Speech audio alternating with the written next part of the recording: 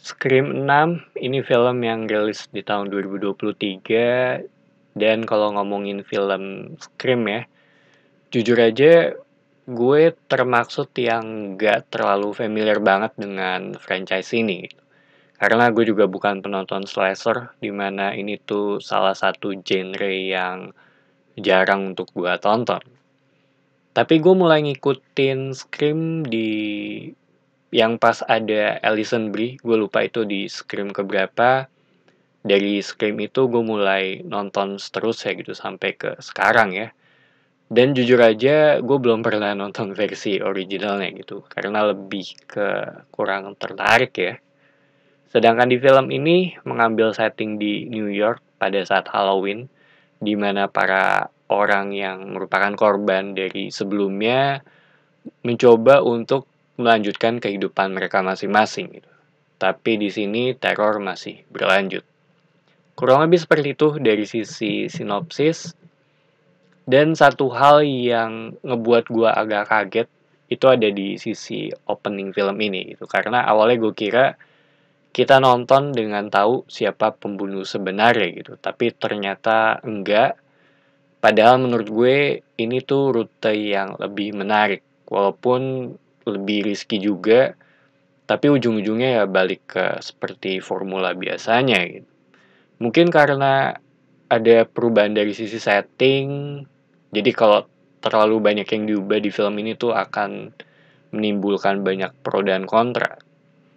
Dan sepanjang film banyak spotlight ke dua kakak beradik ini karena apa yang terjadi sebelumnya ya, dan di sini juga terutama dari sisi backstory ayah mereka gitu. Jadi mereka mendapat banyak tuduhan dari masyarakat. Dan sekarang mereka kembali terlibat di kejadian ini gitu, yang nggak cuma mengincar mereka aja, tapi juga ke orang terdekatnya mereka.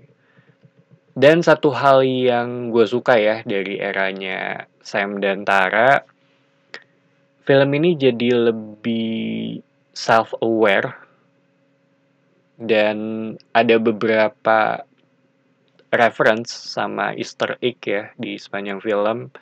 Itu dari slasher, dari genre slasher sampai ke giallo juga ditampilin di sini.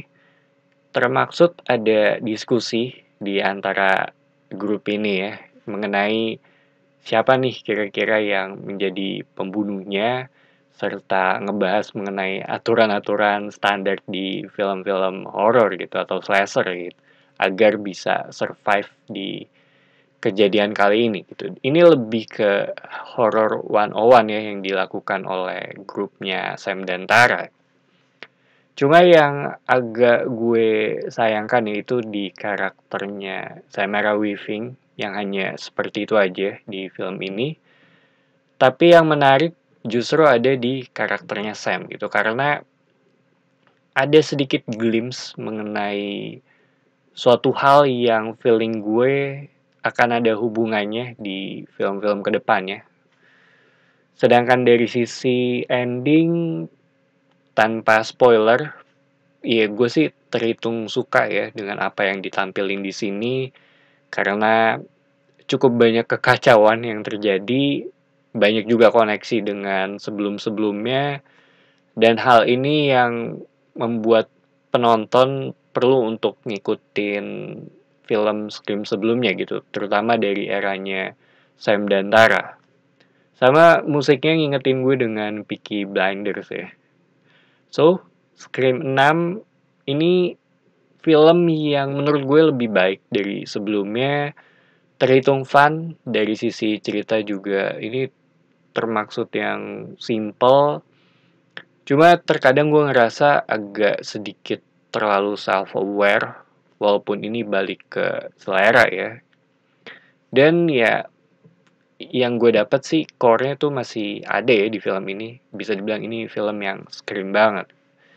Jadi itu aja opini gue mengenai film Scream 6. Thank you for watching. It's me Patrick signing off.